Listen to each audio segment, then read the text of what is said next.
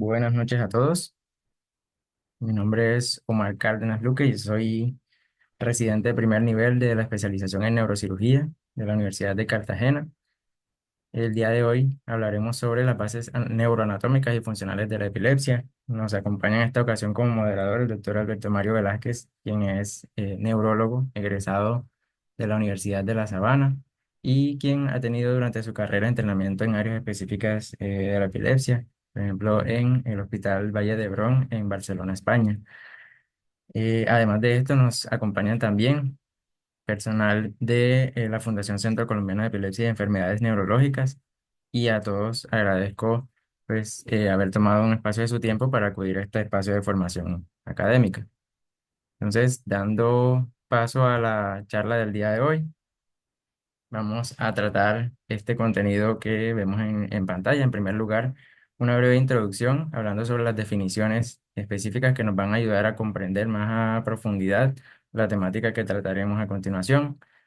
Algo breve de la epidemiología de la epilepsia, la clasificación que se propone para ella, y pasaremos a hacer una correlación entre las bases anatómicas, fisiológicas y semiológicas de cada una de las manifestaciones que se pueden presentar en las diferentes localizaciones cerebrales al producir las diferentes tipos de crisis que podemos encontrar, para finalmente dar unas conclusiones, unos mensajes cortos para llevar a casa.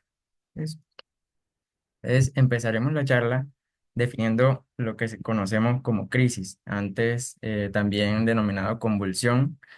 Esto se define como la ocurrencia transitoria de signos y síntomas relacionados con una descarga anormal, excesiva o sincrónica de actividad neuronal en el cerebro. Durante la charla podrán ver que quizás utilizo estos dos términos de forma indistinta e intercambiable, pero es solo con el fin de evitar redundancias y cacofonías. Entonces, ya sabemos que el término preferido para utilizar en la actualidad es el de crisis antes que el de convulsión. También se define la epilepsia como una enfermedad. Ya a partir del año 2014, sí, del año 2014, la ILAE propuso que debido a que existía, digamos, poco consenso sobre lo que se podía definir como trastorno, o poco entendimiento por parte de la población general sobre lo que se definía como trastorno a nivel médico, pues se le describió como enfermedad, buscando equipararlo con otras condiciones que también corresponden a una multitud de grupos de síndromes y de otras condiciones, y así darle, digamos, que la importancia meritoria para que ésta pudiera tener cierto avance, tanto a nivel de diagnóstico, de tratamiento, y que las personas pudieran comprender realmente de qué se trataba esta patología. Entonces, se caracteriza por el diagnóstico, al menos dos crisis no provocadas o reflejas separadas por más de 24 horas entre una y otra. La ILAE propone esta definición como primer criterio para el diagnóstico de epilepsia. Sin embargo, no establece un tiempo límite en el que deben estar separadas estas crisis. Es decir, que mínimo deben estar separadas por 24 horas, porque las crisis que se ocurren dentro de las mismas 24 horas no confieren un riesgo adicional de recurrencia, es decir, que pueden estimarse como un clúster y por tanto, pues, tratarse como un único episodio. Pero las que se separan más de 24 horas sí tienen riesgo adicional de recurrencia, incluso a 3 o a 5 o 10 años. Pero estas pueden estar separadas incluso por amplios periodos de la vida del paciente. Por ejemplo, si el paciente tiene una crisis al primer año de vida y otra a los 80 años, aún así se propone que se clasifique como epilepsia, dando pues el diagnóstico específico de algunos síndromes que se caracterizan por la predisposición a presentar crisis separadas por largos periodos de tiempo, como lo puede ser la oligoepilepsia. Otra criterio que proponen para el diagnóstico es la crisis provocada o refleja con una probabilidad de recurrencia de 10 años similar a la que se obtiene tras dos crisis no provocadas en la población general. Es decir, que esta tenga un riesgo de recurrencia estimado por el facultativo que está realizando la evaluación mayor al 60%. Esto para superar a riesgo del 50% que se estima tras el riesgo de una sola crisis en la población general. Y en este espacio, pues vemos que esta definición nos propone un porcentaje, pero este porcentaje no es vinculante, es decir, que el facultativo tendrá, de acuerdo a su criterio, digamos que la habilidad de decidir si primero hace diagnóstico de epilepsia de acuerdo al riesgo estimado en el paciente y también si inicia algún tipo de tratamiento para prevenir este riesgo de recurrencia, que son dos cosas relacionadas, el diagnóstico y la necesidad de iniciar tratamiento, pero que no siempre son estrictamente, como le digo, vinculantes. Y para finalizar, el otro diagnóstico sería, pues, el otro criterio, perdón, un diagnóstico de un síndrome de epilepsia. Pues obviamente, si se diagnostica en un paciente que pueda tener un síndrome que se relaciona con la presencia de crisis, pues se puede inferir que el diagnóstico de epilepsia va inmerso en este y pues no ameritaría de pronto algún estudio adicional tras una primera crisis. Es decir, para hacer un diagnóstico diferente. Entonces, también se propone esta clasificación por la ILAE, ya esto en el año 2017, y se clasifican de acuerdo a diferentes ejes o diferentes características, iniciando por la parte más básica, que es de pronto el tipo de crisis.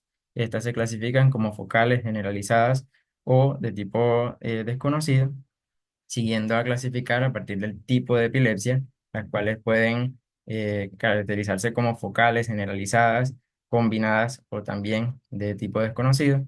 Luego el síndrome de epilepsia y teniendo en cuenta que todas estas van a relacionarse de una u otra manera con una etiología, que esta etiología puede ser de múltiples causas, por ejemplo, estructural, genética, infecciosa, metabólica, inmune o también de forma idiopática y que todas estas condiciones van a tener implicaciones para el pronóstico y el tratamiento del paciente. Por esta causa, pues se llegó a la clasificación actual de las crisis y de las epilepsias y digamos que es la que se utiliza actualmente para el tratamiento de los pacientes con esta condición. Hablando un poco sobre la epidemiología, vamos a ver en este caso, pues la prevalencia global puntual de la epilepsia es de 6,38 personas por 1.000 individuos, esto alrededor del año 2017, y la prevalencia de vida se estima en 7,6 por 1.000 personas. En Colombia, esta prevalencia general está alrededor de 11,3 por 1.000 personas. Vemos que esta es mayor que en la prevalencia global, pero se correlaciona bastante bien con los índices que se han identificado en otros países de Latinoamérica. Es decir, no estamos lejos del promedio que se ha identificado en el área local.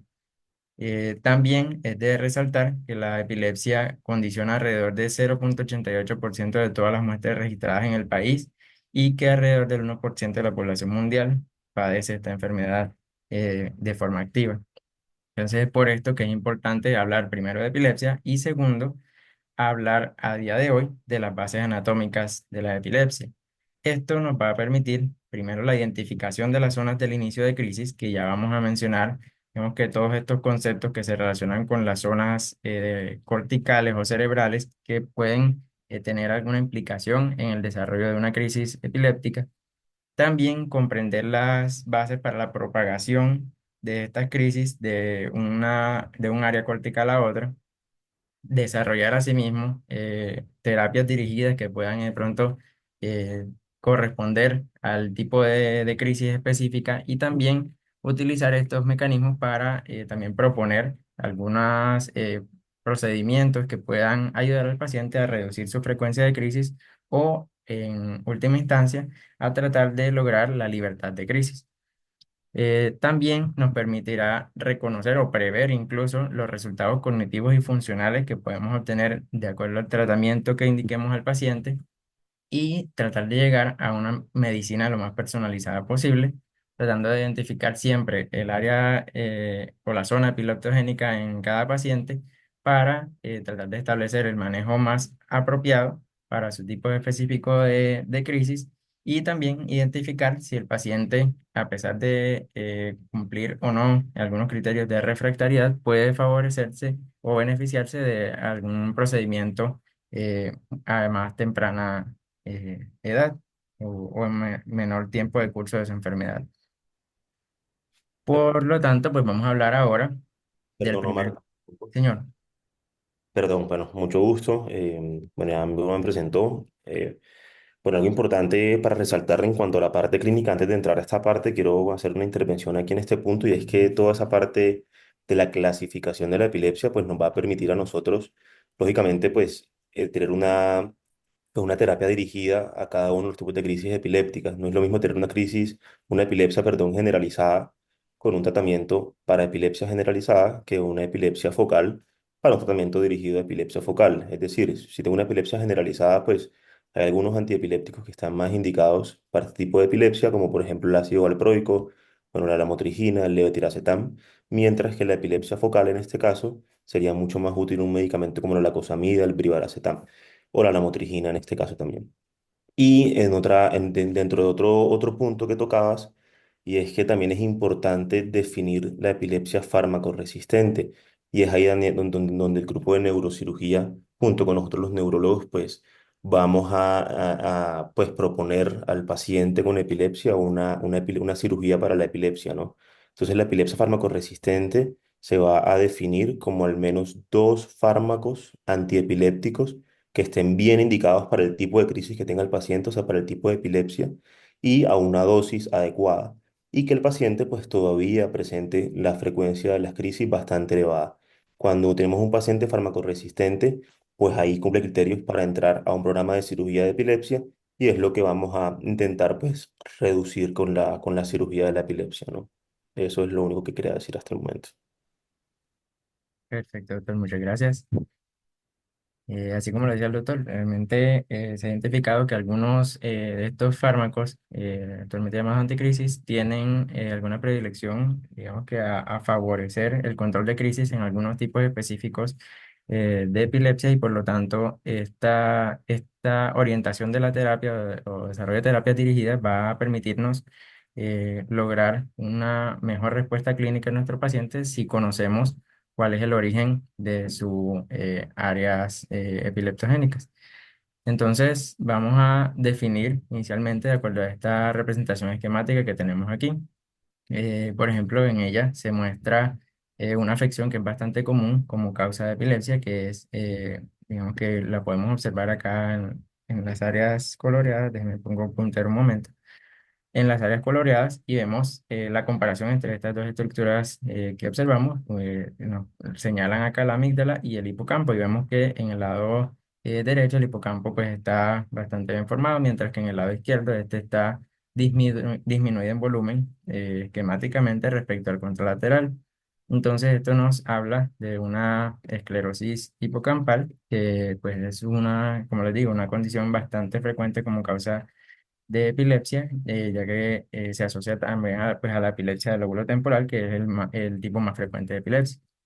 Y entonces vamos a definir, de acuerdo a esto, las zonas que definimos a continuación. La primera sería la zona epileptogénica. Es el área que se viene como indispensable para la generación de las crisis. En este caso, pues esta área es el objetivo quirúrgico para lograr la libertad de crisis. Es decir, que cuando nosotros sometemos al paciente a un programa o a un protocolo de identificación de candidatos para cirugía de epilepsia, lo que estamos tratando de lograr es la identificación de esta zona epileptogénica y por eso se realizan los estudios que corresponden en este protocolo, en este programa, ya que los límites de la zona epileptogénica van a ser inferidos mediante hallazgos clínicos, imagenológicos y electrofisiológicos que combinados van a dar una inferencia, una impresión sobre dónde puede estar originándose la actividad que provoca las crisis en el paciente. La siguiente sería la zona sintomatogénica. En esta área, pues, esta va a ser la responsable de las manifestaciones clínicas iniciales de la crisis, pero no necesariamente se relaciona directamente o está encima del área epileptogénica, sino que incluso puede estar por fuera de esta. Y esto se debe a las múltiples conexiones que existen en la corteza cerebral, de un surco a otro, de un lóbulo a otro incluso y esto, digamos que puede llegar a tener un cierto factor confusor al inicio de la exploración del paciente. Esta área es identificada a través de la semiología, es decir, que nos vamos a basar en nuestra historia clínica, porque pues normalmente el paciente cuando debuta no llega a la urgencia o al consultorio médico convulsionando, sino que nos va a presentar o el familiar o un testigo un relato de lo que le ocurrió al paciente en ese momento. También vamos a hablar de la zona irritativa, que es el área que genera descargas epileptiformes en el interictal, es decir, en los periodos donde el paciente no está presentando crisis. Y esta se identifica a través de los estudios electrofisiológicos, sea electroencefalograma, sea videoelectroencefalograma, donde también vamos a tomar un registro superficial de la actividad eléctrica del cerebro. Y vamos a tener también un área de inicio de crisis, una zona de inicio de crisis, es que es la cual se relaciona con el inicio específico de la crisis, es decir, con el origen de la crisis según el registro electroencefalográfico. Esta es un componente crítico, crucial para el desarrollo de la crisis, incluso está dentro de la zona epileptogénica, pero puede no comprometerla en su totalidad, es decir, que la zona epileptogénica puede ser incluso más grande que la zona del inicio de la crisis. Es decir, que cuando nosotros nos llevamos a un paciente con epilepsia a cirugía, estamos tratando de remover un área que puede ser incluso mayor que la zona de inicio propiamente de las crisis. Y finalmente, pues una lesión epileptogénica, que en este caso es la anomalía estructural que se presume sea el origen de la crisis, identificada a través de estudios imagenológicos, como lo puede ser la resonancia magnética, en sus diferentes protocolos, como el protocolo Harness, que nos permite una mejor evaluación de las estructuras cerebrales. Y finalmente, pues tenemos la zona de déficit funcional. Esta zona de déficit funcional es aquella en la que se detectan trastornos relacionados con el metabolismo o el flujo sanguíneo también relacionados con el momento de la crisis. Esta se identifica a través de estudios funcionales imagenológicos, como puede ser un PET o un SPECT. Además de estas zonas, también encontramos la corteza lacuente, que es importante definirla porque durante todo el planeamiento que se realiza del tratamiento quirúrgico en un paciente con epilepsia, es necesario tratar de preservar lo mayor posible las diferentes áreas que reconozcamos como que tengan funciones evidenciables, como funciones críticas, como lo pueden ser el lenguaje, los procesos motores o sensitivos. Entonces, todas estas áreas sean involucradas en el reconocimiento de la actividad cerebral que puede padecer un paciente con epilepsia. Pasaremos entonces a hablar ahora de las áreas anatómicas que están implicadas en el desarrollo de las crisis. Sin embargo, hay que reconocer primero una relación que se ha establecido en la literatura y es entre los procesos de aprendizaje, memoria y epilepsia, ya que existen muchos solapamientos entre los mecanismos tanto celulares como biomoleculares que permiten la formación de la memoria y el proceso de epileptogénesis. Es decir, por ejemplo, existe para la consolidación de memoria un proceso que es la potenciación a largo plazo, la cual comparte mecanismos moleculares, como por ejemplo el influjo de calcio mediado por receptores NMDA, también la expresión de receptores AMPA, la síntesis proteica, y todos estos factores van a ser compatibles con una facilitación sináptica y un aumento de excitabilidad, lo que también se ve reflejado con un aumento del riesgo de favorecer una crisis epiléptica. Entonces, es por esto que vemos la predisposición a ciertas áreas cerebrales a ser más propensas a generar este tipo de crisis.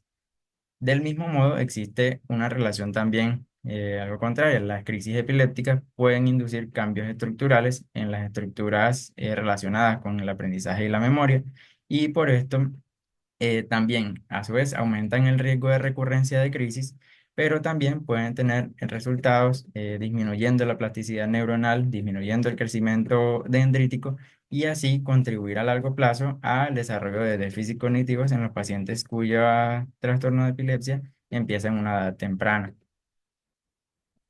Hablaremos entonces ahora de las relaciones anatómicas, fisiológicas y funcionales y semiológicas. Por ejemplo, empezaremos hablando del área que quizás ha sido más estudiada y más detallada respecto a su estructura y su relación con el desarrollo de epilepsia, que es el hipocampo. El hipocampo es un área que se encuentra en la región mesial del lóbulo temporal y que se relaciona con otras estructuras del sistema mesolímbico y además con la corteza entorrinal. Esta estructura pues, está bastante mediada en procesos de memoria, de consolidación de memoria.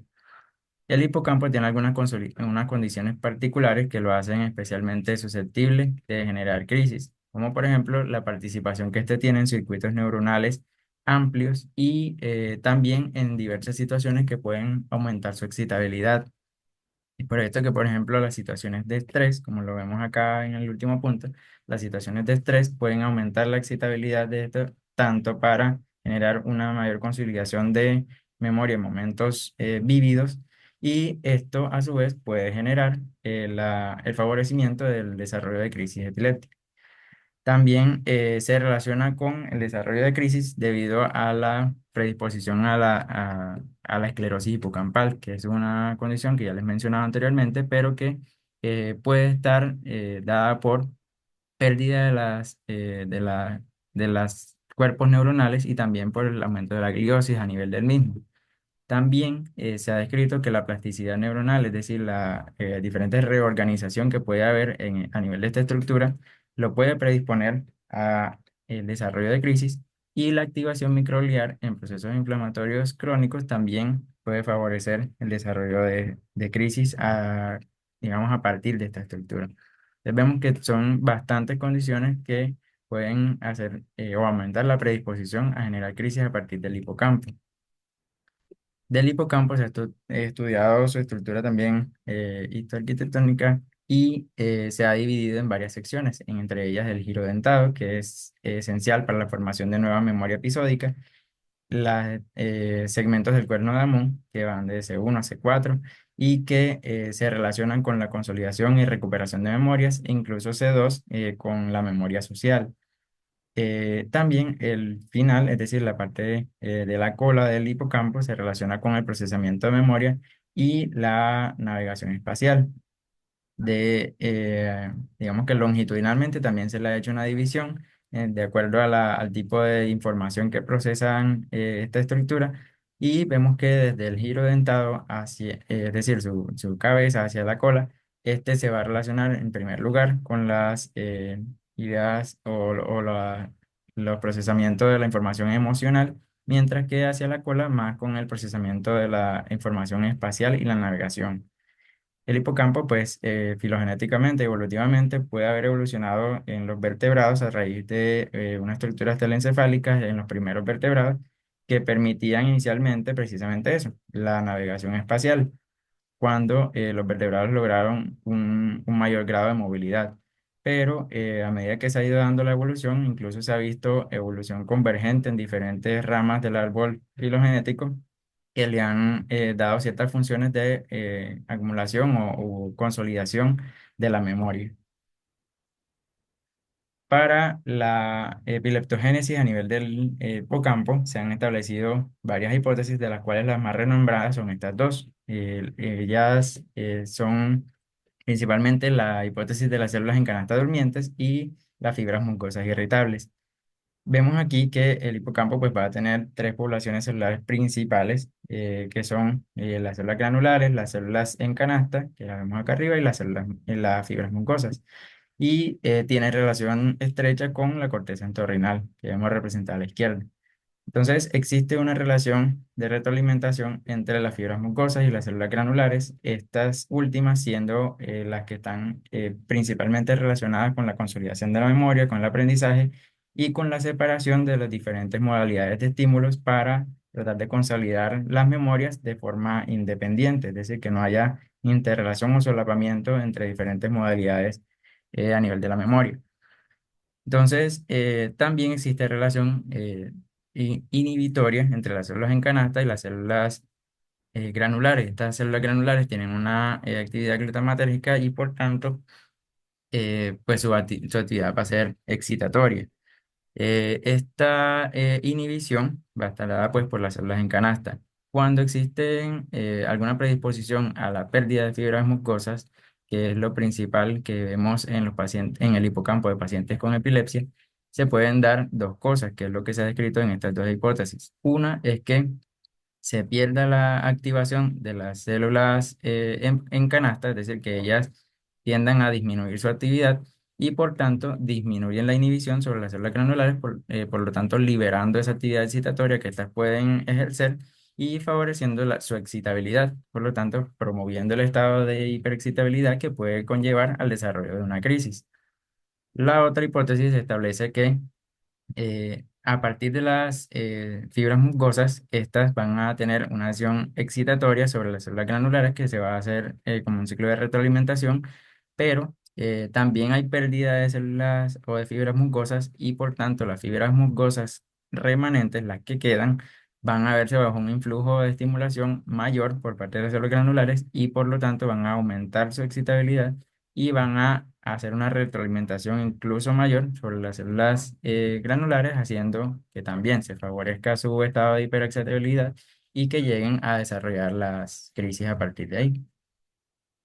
Entonces, a partir de aquí en la charla, voy a mostrarles algunos videos de forma ilustrativa. Estos videos no los he obtenido yo personalmente, sino que están disponibles de forma pública a través del artículo que cito a pie de la diapositiva y los traigo con fines ilustrativos, con fines académicos. En este caso, las identidades de las personas, pues las desconocemos, pero no es, digamos que tan ilustrativo censurar las caras de los pacientes porque algunas características de la crisis se expresan específicamente en la región facial. Entonces, digamos que se recomienda discreción en este caso respecto a este tipo de videos. Vemos aquí el caso de un paciente en el que se ha identificado una lesión a nivel del hipocampo y que compromete pues la amígdala del lado izquierdo. Y vamos a ver cómo es su tipo de crisis, haciendo pues algún comentario sobre el tipo de crisis que se presenta específicamente en pacientes con este tipo de lesiones y su opción de lateralización. Entonces, Ok, vamos a cable. vemos aquí que el paciente pues alcanza, aquí lo vemos en Vale. su mano izquierda, que alcanza a tener una sensación premonitoria, que es algo común en este tipo Algo de cable, crisis, cable. y alcanza a dar el aviso mediante este aparato, este dispositivo, al personal de Hi, enfermería. did you press the Y buzzer? vemos que Yeah. enseguida No. empieza a Yeah, you're desarrollarse los feeling. síntomas de Yeah. la crisis, What are you y los feeling, signos, Matt? como lo vemos, It's all right. vemos los What are, movimientos tell me what you feel. orofaciales, picoteo, identificación. Okay, El think you're not paciente seizure. en este Okay. momento está consciente, It's all right. Just repeat and es remember consciente the de que está words. teniendo Red una dog. crisis. Can you say that? Red dog. Red dog. Remember the words, okay? Vemos que también Okay, tiene red dog. Good man. algunos Okay, automatismos iniciales can you lift your arms que for me, llegaron. please? Good man. Thank you. You can put it down. Okay. What's your first name? Red dog. What's your first name? What's your Vemos name? que en este momento el paciente pierde la What's your conexión con name? el medio, a pesar de What's your name? con apertura ocular Okay, it's y all hay una right. desviación oculocefálica. Right, he's gonna just.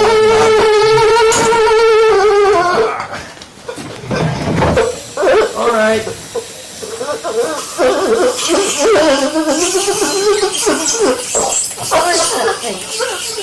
You have it.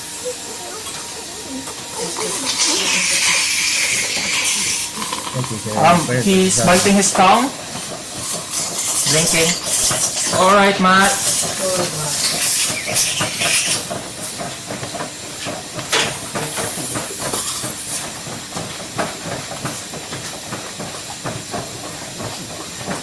con el tiempo de duración de la crisis.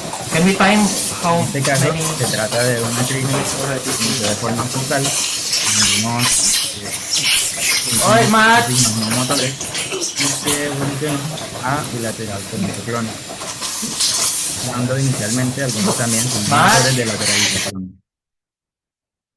Entonces, esto pues para ilustrar cómo es el desarrollo de unas crisis típicas, también vale la pena resaltar respecto a las crisis hipocampales que debido a la alta injerencia del hipocampo en los procesos de consolidación de la memoria, es común que estos pacientes presenten algunas sensaciones vegetativas y también relación con auras que ellos describen como sensación de disconfort ascendente y también relacionadas con episodios de memoria, como por ejemplo la sensación de déjà vu. Entonces, importante hacer cuando hagamos la anamnesis la identificación de este tipo de sensaciones previo al inicio de la crisis. Pasando ahora a hablar un poco más externo, hablamos sobre la corteza temporal lateral o el neocortes para diferenciarlo de las estructuras mesolímbicas que son filogenéticamente más antiguas. Eh, este también tiene unas condiciones particulares que lo predisponen a el desarrollo de crisis, como por ejemplo que debido a que es, digamos que evolutivamente más reciente, tiene un aumento de la complejidad del plegamiento cortical y por tanto va a tener una mayor predisposición a presentar algunas alteraciones del desarrollo cortical. También comparte lo mismo que las estructuras mesolímbicas, el hipocampo, la amígdala, la tendencia al daño microestructural de este tipo de estructuras y por lo tanto pues se pueden generar las condiciones para que se favorezcan las crisis en ellas. Les ilustro aquí, pues este caso de una paciente femenina, ya tiene 27 años y en los estudios imagenológicos funcionales se documentó que existía, aquí vemos en la vista lateral izquierda, un aumento de la densidad del trazador a nivel del giro temporal superior. Y vamos a ver cómo es la semiología de su crisis. Vemos a la paciente que está digamos que en su estado basal, manejando un dispositivo electrónico incluso, lo que nos implica que la paciente tiene adecuadas capacidades de razonamiento, de lectura. Ella también presenta una sensación de aura. En este caso, las crisis temporales laterales también pueden manifestarse Hey, con una you feeling sensación anything? What are you de feeling? ansiedad You press the bell? y esto puede What are you feeling? prevenir al paciente de que este tipo de crisis se Can I vaya a ask you to lift your presentar. arms up? Lift your arms up for me. Aunque ya hablaremos un Can you poco de do las like auras this? ahora que termine el Thank video. you, brother. And Les can you tell me mencionaré where un are poco you at the este tema. moment? Where are you? That's right. Paper Como es la and bottle. sensación Can you say paper and bottle? Paper and bottle. de ansiedad y la paciente pues presenta Okay. What is this? Tell me what is this? What is this? pérdida de reconocimiento de las órdenes dadas por Tell me your el name. examinador. What's your name? De igual forma, Tell me your name. Catherine, look at me. Look at me. Hi. Catherine, can you point where the window is? Where's the window? Catherine, hello, open en your este eyes. caso, Hi. Can I see your vemos que la tongue? paciente no responde Ah. verbalmente ni con Catherine. ni obedeciendo las órdenes que el Can I see your examinador tongue? le está dando. Show me your tongue. No? Okay. Y esto es característico Catherine. de este tipo de crisis, la corteza temporal lateral, Yeah. en las cuales existe alteraciones de la comprensión del lenguaje o disfasia que puede ser de forma Show me your tongue. transitoria. What's your name? What? Tell me your name. Tell me your name. Hmm? What's your name? What's your name? Tell me your name. It's alright.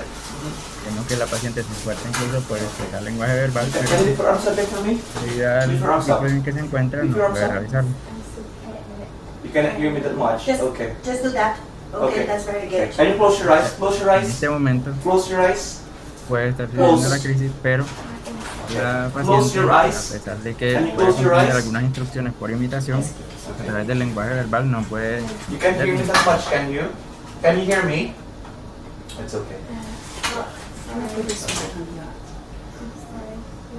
Can you read this? y llega pues el área, el momento de evaluar la función específica de la comprensión del lenguaje y vemos que la paciente tiene un gran esfuerzo, pero no logra la lectura del material que le proveen. It's okay. Okay. Bueno, pasando a la crisis ahora del lóbulo frontal, originada en el lóbulo frontal, vemos que esta es una estructura que es bastante rica desde el punto de vista anatómico funcional, porque también compromete áreas que se encargan de la función motora y áreas que son pues, relacionadas con la corteza prefrontal o el vítreo frontal, que se relacionan con muchas otras funciones superiores, especialmente con el desarrollo de personalidad, con el desarrollo de funciones cognitivas superiores. Este lóbulo frontal pues, va a tener algunas condiciones, también la participación en grandes y complejas redes neuronales en relación con todo el resto de los lóbulos cerebrales, y dada su alta diversidad funcional y variada organización jerárquica, pues también puede tener una predisposición mayor que el resto del tejido cerebral a presentar crisis epilépticas. Es el segundo lóbulo con mayor presencia de crisis. Entonces, vamos a ver aquí cómo es la semiología. Este es el caso de un paciente masculino de 50 años. Y en este caso, pues la imagen que vemos a la derecha nos muestra que se le identificó mediante estudios imagenológicos una lesión a nivel del lóbulo frontal, eh, del lóbulo medio frontal. Vamos a ver cómo es la semiología de su crisis. Paciente en su estado basal también tiende a identificar el inicio de la crisis, pero incluso después de que pasa la misma, este no logra recordar ese momento en el que intenta agarrar el botón para avisar del inicio de la misma. Y vemos que es característico un arresto motor, es decir, un cese completo de la actividad motora del paciente, seguido de algunos signos de localización y lateralización. Por ejemplo, aquí vemos que ya están empezando algunos movimientos clónicos a nivel facial, a nivel de la extremidad superior, y que rápidamente van progresando y se acompaña más adelante de movimientos en la extremidad inferior del mismo lado. Vemos aquí que extiende la mano de su extremidad superior izquierda y que pone en flexión la extremidad superior derecha. Esto se conoce como la posición del espadachín o la posición o fencing position en inglés, y digamos que es bastante característico del compromiso del área motora suplementaria. Lo que veíamos al principio, que es el desarrollo de movimientos clónicos a nivel facial, después en la extremidad superior y después en la extremidad inferior, corresponde a lo que se conoce como marcha jacksoniana, que no es más que digamos que el desarrollo de la crisis de forma sucesiva a medida que se da el reclutamiento de las neuronas activadas en el homúnculo motor, ¿ya? Entonces, es importante reconocer este tipo de fenómenos cuando evaluemos a un paciente con crisis para incluso lograr identificar la localización y la lateralización de la posible lesión que estemos evaluando. En este caso, la posición del espadachín tiene un componente de versión ocular y cefálica contralateral, y lo mismo la extensión de la extremidad es también contralateral a la lesión. Otro tipo de crisis que se pueden dar en el lóbulo frontal, ya les mencionaba que dada las diferentes funciones que este cumple, este se divide en diferentes regiones. Por ejemplo, aquí vemos una crisis de la corteza orbitofrontal. Con estudios imagenológicos funcionales se logró identificar que este paciente tiene una alteración metabólica en esta área del lóbulo frontal, y vamos a ver que estas crisis son dadas típicamente durante el sueño, que están caracterizadas por un despertar súbito, como lo vamos a ver, y que además presenta algunos automatismos motores, como por ejemplo este que observamos, que es de flexionar y estirar las piernas de forma alternante, el cual se conoce como automatismos de pedaleo, que son bastante relacionados con la crisis del lóbulo frontal, seguidos de un arresto motor, un cese de la actividad motor, que posteriormente pues confluye hacia a, a una crisis crónica generalizada. También es común en la epilepsia del lóbulo frontal un signo muy diciente que tiende, digamos que a darnos una localización bastante precisa, hasta en un 74% se puede relacionar o asociar con la presencia de crisis del lóbulo frontal, que es el signo de chapeau de gendarme o gorro de policía, que vamos a identificar por la forma del gorro que vemos acá en la imagen de la derecha, y que ahora que veamos el video vamos a verificar dónde se evalúa este signo. Entonces vemos a un paciente masculino joven que está infectado en el rúbrico basal. También tiene una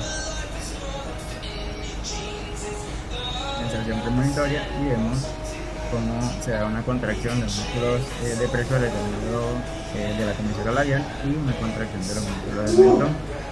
Vemos que la boca como tal adquiere la forma del gorro de policía que les mostraba y esto es un signo bastante evidente que se trata de una epilepsia del lóbulo frontal. Entonces, para identificar también las crisis del lóbulo frontal versus temporal, ya que son, digamos que los más frecuentes que podemos encontrar en nuestra práctica clínica, existe esta tabla, pues que nos da algunas características que las diferencian entre ellas. Por ejemplo, que la ocurrencia de las crisis del lóbulo frontal es típica durante el sueño, mientras que las del lóbulo temporal es menos común, que las crisis del lóbulo frontal tienden a ser de inicio abrupto y a ser más cortas que las del lóbulo temporal, que tienen un inicio más gradual, que las del lóbulo temporal a estar relacionadas muy frecuentemente con automatismos, mientras que las del lóbulo frontal tienden a hacerlo menos y a ser, digamos que de tipos diferentes, que las crisis hipercinéticas son más comúnmente relacionadas con el lóbulo frontal y que existe alguna tendencia a que las crisis del lóbulo frontal tiendan a generalizar mucho más que las del lóbulo temporal. Otras, realmente todas las áreas del cerebro, digamos que tengan cuerpos neuronales, pueden dar origen a algunos efectos dictales, pero digamos que ya son muchísimo menos comunes. Entonces, por ejemplo, en el lóbulo parietal van a estar relacionadas con las áreas somatosensitivas o las áreas de asociación somática. Entonces, cuando se dan estas crisis partiendo del área somatosensitiva primaria, estas van a estar caracterizadas por parestesias en las extremidades que se distribuyen o que se propagan somatotópicamente a lo largo del homúnculo. También, digamos que haciendo la semejanza con lo que llamamos de la marcha jacksoniana. Y también pueden presentarse disestesias termoalgésicas cuando se trata del área somatosensitiva primaria. En este caso, esas disestesias termoalgésicas van a estar dadas en segmentos específicos puntuales de la topografía corporal. Y cuando se habla de las crisis que se originan en las áreas de asociación sensitiva, pues estas van a presentar alteraciones de la percepción espacial. Vemos que el lóbulo parietal, a nivel de su lóbulo parietal superior y del precuneo, tiende a estar relacionado con la asociación de la información visual con la asociación con la información sensitiva. Entonces, vamos a tener alteraciones en la percepción del tamaño y del movimiento de los objetos, así como del tamaño de las partes corporales. Puede tener sensación de que las extremidades, sobre todo en sus partes distales, se están agrandando o haciendo más pequeñas. Y también puede existir sensación de vértigo, sobre todo cuando estas crisis se originan en las áreas de unión parietotemporal. De igual manera, pues en la región occipital podemos tener inicios de crisis. En este caso, pues relacionadas con las áreas visual primaria o las áreas de asociación visual.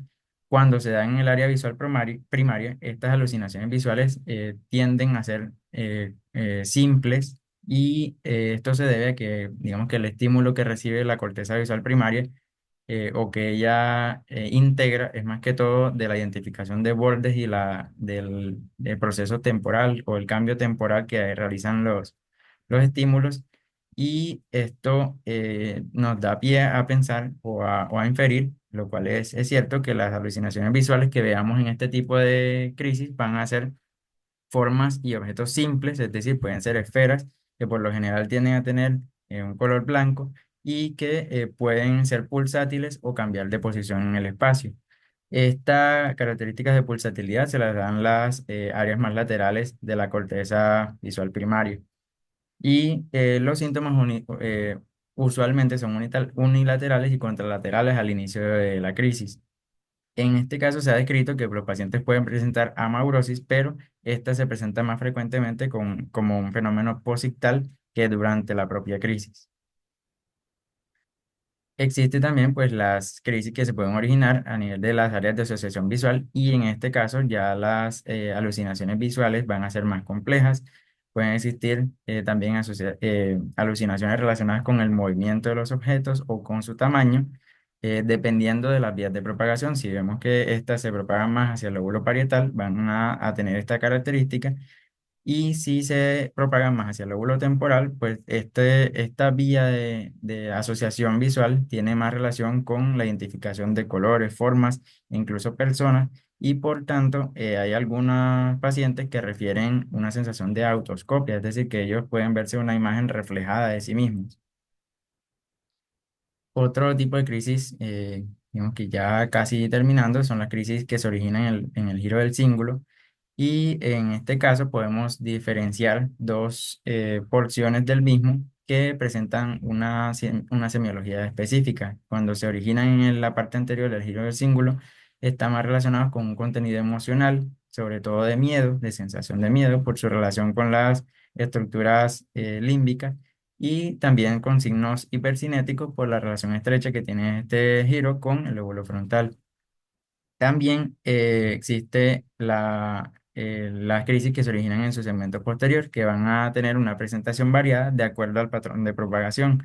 Estas pueden estar mediadas hacia el lóbulo parietal o hacia el lóbulo temporal, y de acuerdo, o hacia el lóbulo frontal incluso, y de acuerdo a ello van a tener la semiología de una u otra vía.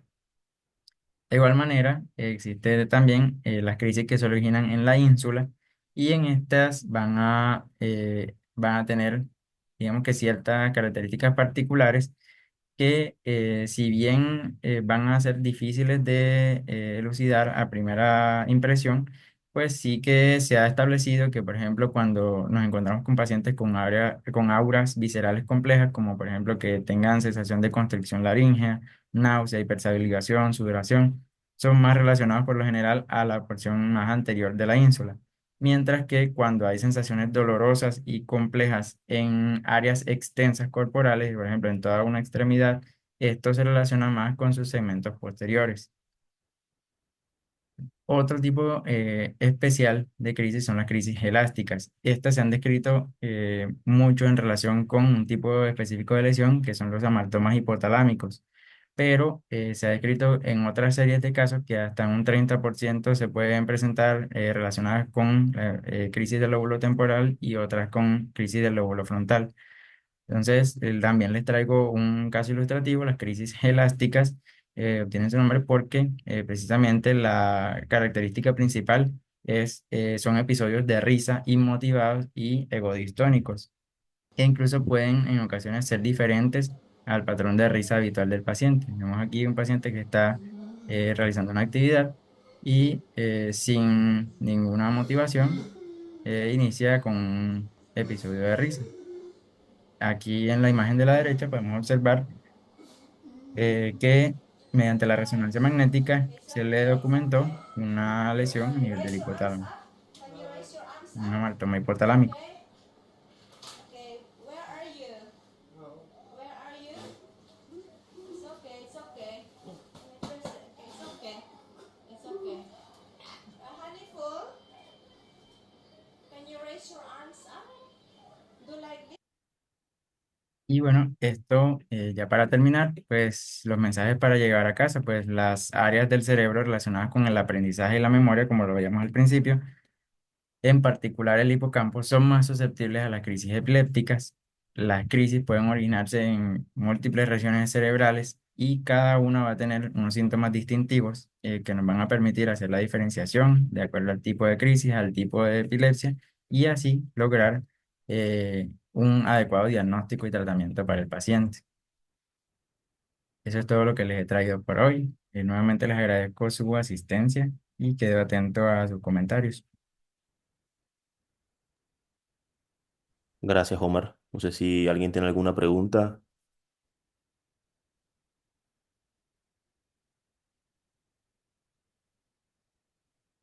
Bueno, no, en realidad, bueno, un muy buen resumen de toda la semiología de la epilepsia.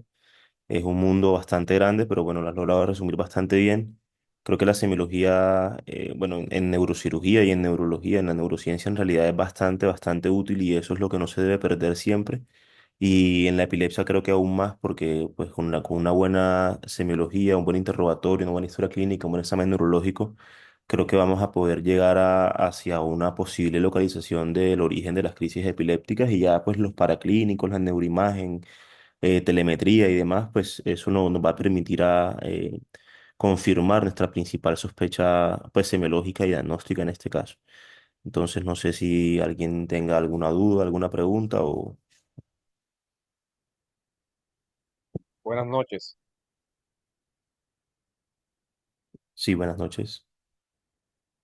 Eh, Excelente presentación, Omar. Yo quería hacer una pregunta con respecto a las zonas de Luders que mencionó Omar. ¿Hasta dónde las 5 zonas son relevantes y cómo realmente hacerlo a la hora de decisión de una lesionectomía potencial? Porque, repito, ¿hasta dónde delimitar bien esa zona epileptogénica que prácticamente incluye a las otras, a excepción de el peacemaker? Quiero que hacer más énfasis en esa parte, que me expliquen más.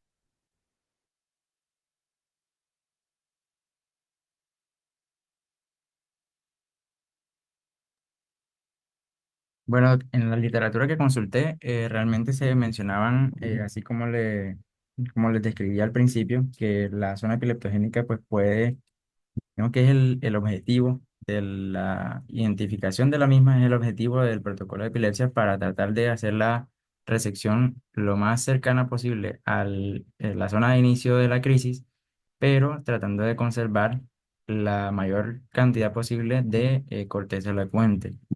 Entonces, por eso se utilizan precisamente la combinación de los múltiples mecanismos, la semiología, la imagenología y los estudios electrofisiológicos para tratar de limitar lo más posible esa área, esa zona epileptogénica y tratar de reducir el daño que nosotros, pues, porque de todas maneras todo procedimiento quirúrgico es indefectiblemente un daño al tejido, el daño que nosotros le vamos a ocasionar al paciente si llegamos de pronto a resecar más allá de los márgenes de la zona que realmente está afectando a la calidad de vida del paciente.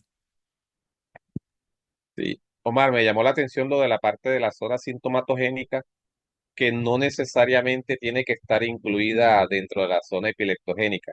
Entonces, si ambas se superponen, si en el contexto del paciente la zona sintomatogénica logra estar dentro de esa zona epileptogénica, la recepción va bien dirigida, pero en aquellos casos donde no, donde esa zona sintomatogénica está distante a la zona epileptogénica, ¿qué conducta hacer o cómo se enfoca el caso? Pues, vemos que la zona sintomatogénica realmente está supeditada a la excitabilidad que le confiere la zona epileptogénica. Es decir, que la intención realmente del procedimiento quirúrgico, en este caso estamos hablando de procedimientos resectivos, sería tratar la causa, es decir, la zona epileptogénica como tal, y así, digamos que se liberaría la zona sintomatogénica de la influencia de la excitabilidad de esta área y por tanto lo que se espera pues también es una reducción de los síntomas del paciente, haciendo primero la reducción o la libertad de crisis.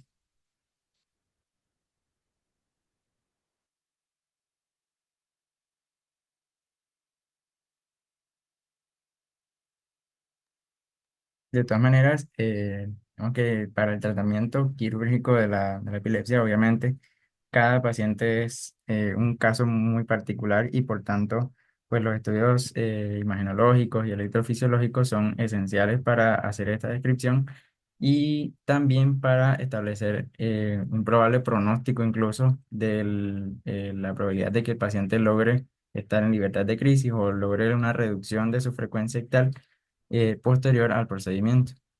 Y esto nos va a definir también el pronóstico que tenemos de lograr un mejor control o incluso en pensar en una retirada gradual de tratamiento farmacológico de acuerdo a cómo veamos la evolución postquirúrgica. Gracias, gracias. Ok, listo, gracias. Hola, buenas noches. ¿Escuchan?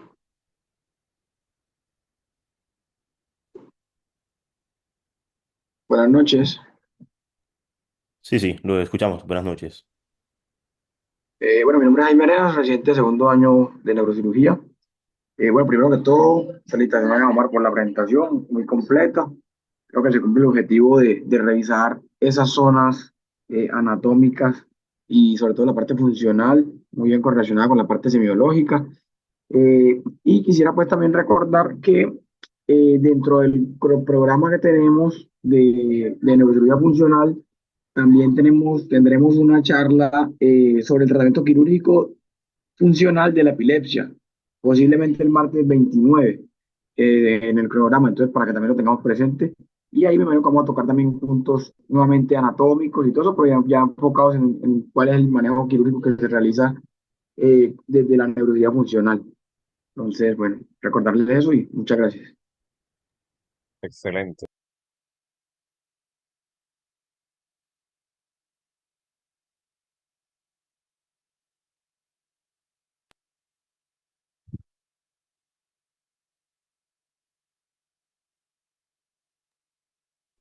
Perfecto. ¿Alguien tiene algún otro comentario, alguna otra duda, inquietud? Sí. Yo quería comentar con respecto a las auras, el concepto de auras que tanto anticipan y forman parte del inicio de tanto de crisis del lóbulo temporal y del lóbulo frontal. ¿Cómo está esa parte? ¿Qué- ¿Cómo se logra diferenciar esas auras entre esos dos lóbulos? Excelente pregunta, Doc. Sí, efectivamente, cuando lo mencioné allá en la charla, me olvidaba andar un poquito en eso. Y bueno, las auras realmente es algo controvertido recientemente porque se ha establecido, pues antes se mencionaba que eran sensaciones premonitorias del inicio de la crisis, pero a través de estudios electrofisiológicos se ha descrito que en estos momentos del desarrollo de la crisis ya puede haber algunas alteraciones funcionales, entonces se han descrito actualmente como las primeras manifestaciones clínicas del episodio ictal, es decir, que ya un aura hace parte de la crisis epiléptica. Y bueno, la diferenciación que se puede hacer, digamos que va a depender mucho del territorio afectado. Por ejemplo, en las auras que se relacionan con la epilepsia del lóbulo temporal, vamos a encontrar lo que les mencionaba, la sensación de déjà vu, la sensación de disconfort abdominal ascendente. También puede, si se relaciona con la parte posterior de la ínsula, relacionarse con algunas sensaciones eh, sensovegetativas y demás. Pero en el lóbulo frontal van a tener un componente, digamos que más abrupto y esto va, digamos que a impedir que las auras se desarrollen por mucho tiempo y van a estar relacionadas con más sensaciones viscerales o sensaciones emocionales de miedo, de ansiedad, pues en relación con el inicio de las crisis. Los pacientes pueden de pronto estar durante el sueño y tener un despertar abrupto con esa sensación de inestabilidad, de sensación de ansiedad, de miedo.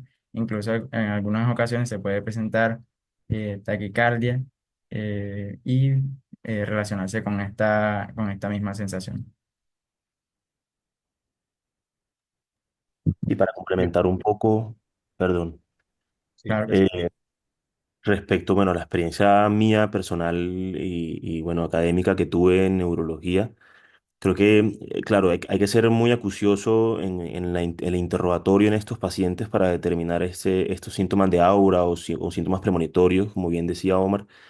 Eh, digamos que cada uno de los territorios o los lóbulos específicamente pues son un mundo grande, específicamente también el lóbulo frontal es bastante grande y cada uno de los sitios funcionales del lóbulo frontal va a producir un tipo de crisis diferente. No es lo mismo tener una crisis en un lóbulo frontal en la región precentral, que pues característicamente son unos movimientos clónicos, una epilepsia refleja con marcha jacksoniana, que es lo más típico de esta área, a diferencia, por ejemplo, del área premotora, donde vamos a ver tener una postura del espadachín, vamos a tener un compromiso más de los músculos proximales, con dimensión cefálica y ocular. Adicionalmente podemos tener algunas crisis en donde está el opérculo izquierdo, predominantemente con colonías en la boca, hipersalivación, el opérculo derecho todo es igual, sin la fascia característica de la izquierda. Y adicionalmente, pues la característica principal del lóbulo frontal es que son unas crisis que tienen un inicio bastante rápido, bastante súbito, y también podemos tener crisis hipermotoras, en donde hay una actividad motora con algún propósito, es decir, un pedaleo. Eso es el ejemplo más común y más frecuente en esta área. El lóbulo temporal creo que es el más estudiado, el más conocido, donde, como decía Omar, está esa sensación de aura epigástrica ascendente, esa sensación de déjà vu, llamáis vu, la sensación también incluso de, bueno, algunos automatismos oromandibulares, orolinguales también son bastante frecuentes en el lóbulo temporal. Y son un poco más lentas, por decirlo así, que las del lóbulo frontal, en donde pues son un poco más súbitas.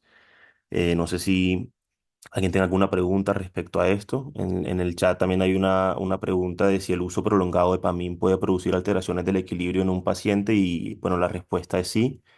Se ha encontrado que el EPAMIN pues tiene algunas afectaciones a nivel cerebeloso con el uso prolongado, incluso se puede haber una atrofia cerebelosa, entonces pueden haber alteraciones en el equilibrio, temblor, dentro de los muchos otros efectos adversos que puede producir la fenitoína. Yo quería aprovechar para hacer un comentario, o una pregunta, más que comentar. Con respecto al saliveo, a la cialorrea, la idea es que si es un saliveo o cialorrea espesa, centrada en la boca, tiende a ser más del lóbulo frontal, y cuando es filante hacia los lados de los labios, es más hacia el lóbulo temporal. Es así. Bueno, doctor, digamos que es más complejo esto porque, claro, los pacientes no son tan juiciosos y tan acuciosos para decir esto en No, los uno videos. observándola, porque para eso también hacemos En videotelemetría. teoría sí, sí señor, en teoría sí señor. La hipersalivación está descrita principalmente en el opérculo izquierdo, es lo más frecuente, ¿no? Ok. Y quería preguntar también sobre en esa parte orolingomasticatoria, ya el chupeteo en general tendría que ser lóbulo temporal, pero ya la masticación, el masticar como tal, no sería frontal. Que por eso hay que, ojalá a veces las cámaras, uno observar muy bien Sí, hasta dónde esa sí, sí, parte. señor. De acuerdo. Ok, ok.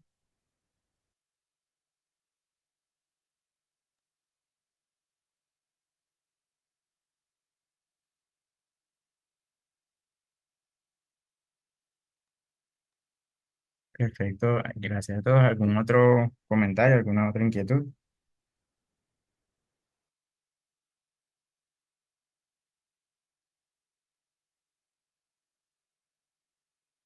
Bueno, Omar, yo quiero felicitarte y agradecer muchísimo, muchísimo de verdad la participación de docentes de otras ciudades, de otras instituciones, obviamente tener el apoyo incondicional que siempre hemos tenido en el proceso formativo de profesionales del FIRE, y esto es enriquecedor para todos.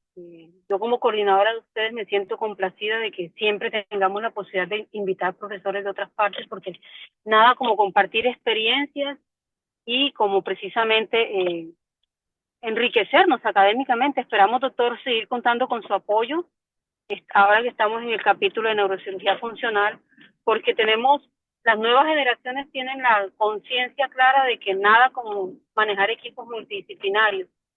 Yo creo que estamos en pos de un grupo de residentes que precisamente más allá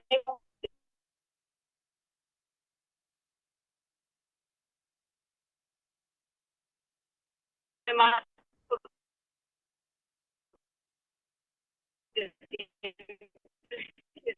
el bendito problema de que entramos en competencia cuando en realidad debemos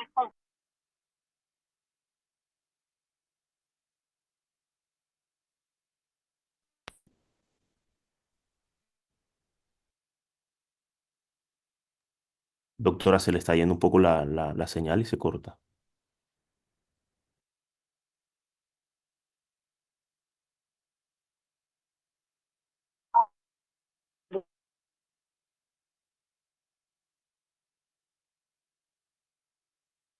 ¿Aló?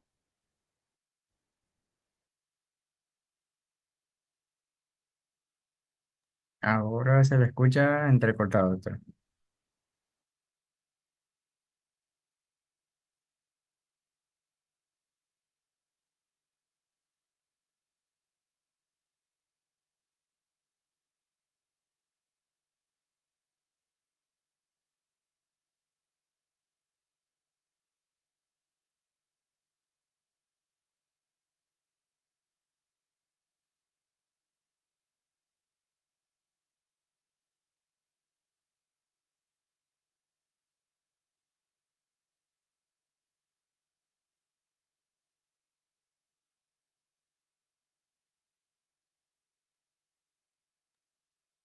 Bueno, no. Gracias por la invitación. Sí, señora, estamos de acuerdo con todo lo que mencionó, alcanzamos a escuchar. Eh, Creo que el equipo multidisciplinario entre neurología, neurocirugía, psiquiatría, incluso neuropsicología es bastante importante para el bienestar de nuestros pacientes y para hacer un abordaje pues, integral de toda la patología que es la epilepsia, que nos involucra pues, a todas estas áreas de las neurociencias. Entonces, gracias por la invitación y bueno, estaremos en contacto. Excelente evento, doctor Velázquez. Excelente evento, doctor Omar. Muchas gracias. Muy bueno. Gracias a todos por su asistencia.